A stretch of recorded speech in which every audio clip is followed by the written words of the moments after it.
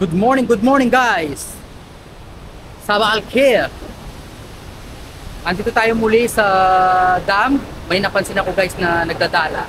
So silipin natin kung may nakukuha siyang isda dito sa dam. Tara guys!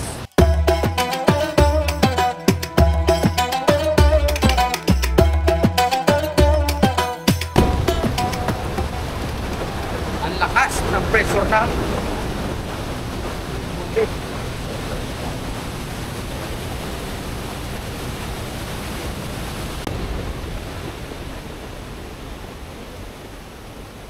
napansin ko guys, yung palukso, yung mga nakasabit na net sa baba, ang daming ang daming huli.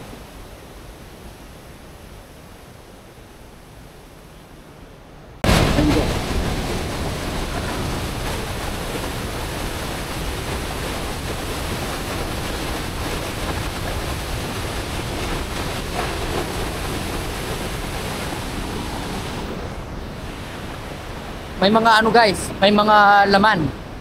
Puro napapansin ko, puro mga roho. Ang dami oh.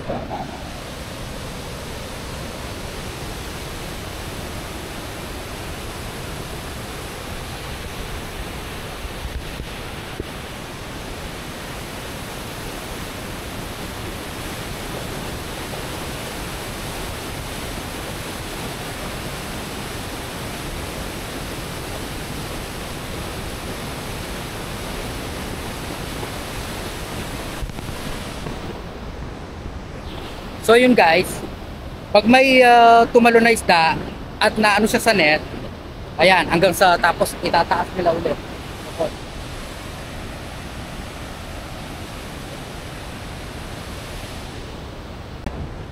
Ati ko nga iyak ko eh. Ka nga iyak ko. Awa. Sige, gawin tayo. Ito naman guys, si Kuya, ang tawag dito, pagdadala, nagdadala siya.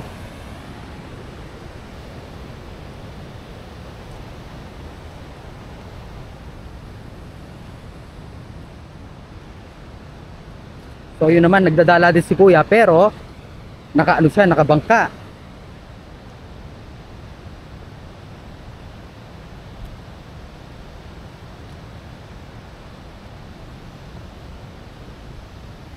Nung sumakay tayo guys sa bangka, masakit dito.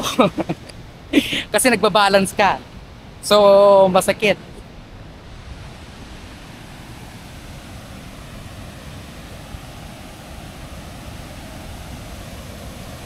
Ang daming huli guys ng mga palukso, no?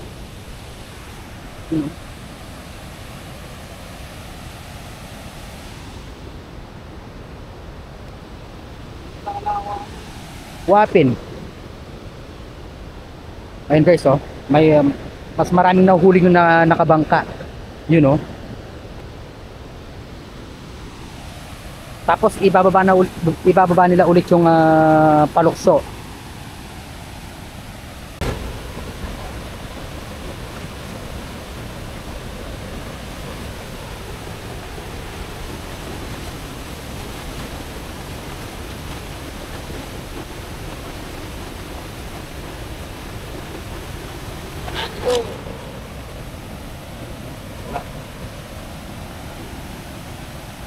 Ati pa pala makanyan eh.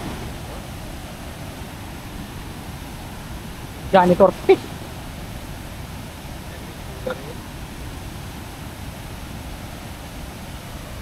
Ere mas yan mga sibilyang kay. Wapin eh, ilang manggisa na kay. Dapat rin papatin.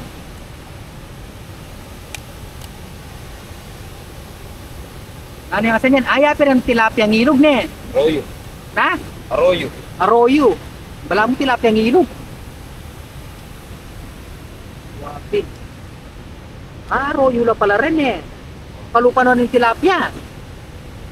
Ay na rin mas kakalis. Wapin eh. Ang tawag pala dun guys, arroyo. Parang parang tilapia ng ilog ba? Matigas daw yun. Matigas yung kaliskis. Napon eh. Kahapon daw ang maraming isda. Sayang pumunta tayo ng Tarlac kahapon guys eh. Kaya hindi natin na-vlog.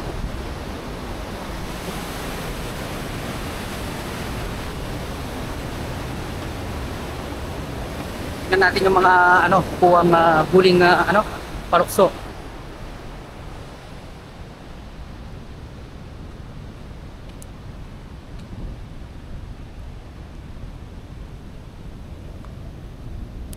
Silver guys, silver. Rohu.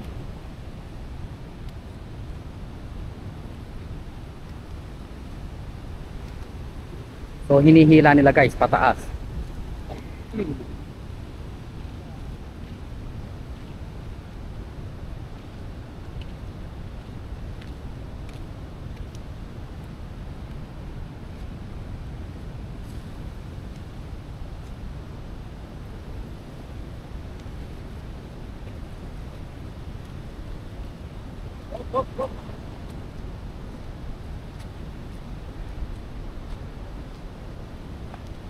Yun.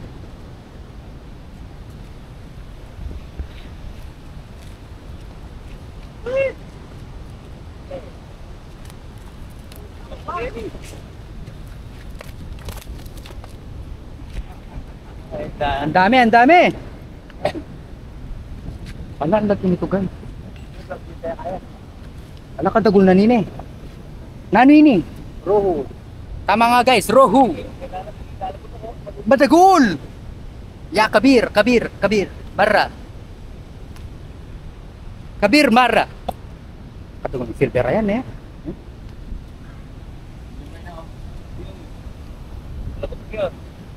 Rohu. Malansa guys, malansa. Dami, dami.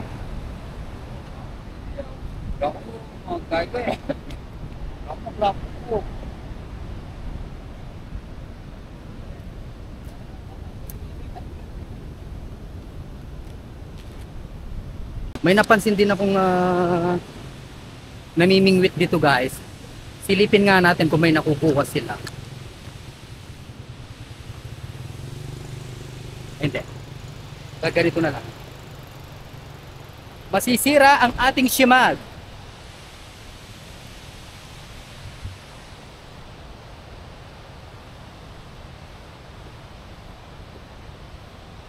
Itong ganitong method ng pangingisda guys, itong pamimingwit. May ibang tawag dito eh, hindi pamimingwit eh, kasi wala naman silang gamit na pamain. Parang ano lang siya, hook. Nakalimutan ko yung tawag eh, may tawag dito. Oops, yeah. Tanggalin natin chinelas natin guys, baka tayo madulas.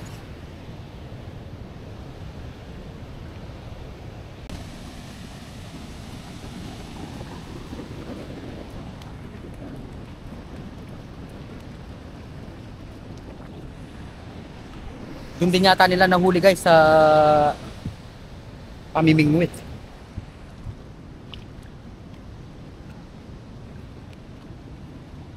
Kuya, ano tawag dito sa ganitong isda? Hindi, ito maliliit. Kamukha lang po yan. Ah, okay. Silver din. Parang lumaki na lang, no? Ayun. 925. Fish. Di ba silver 925? Ay, di ba agad nakuha, no? Di ba guys? 925 silver. So ano din pala yung maliit? Maliit na silver yung nakita natin kanina. Akala ko likawok.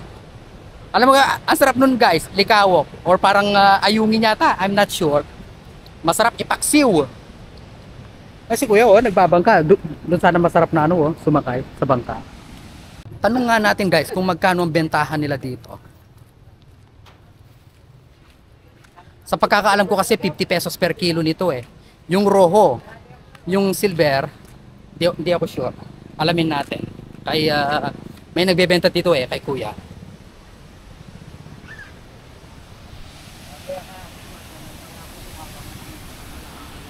Sa magkano yung kilo ka rin ko ay? 4 peraso.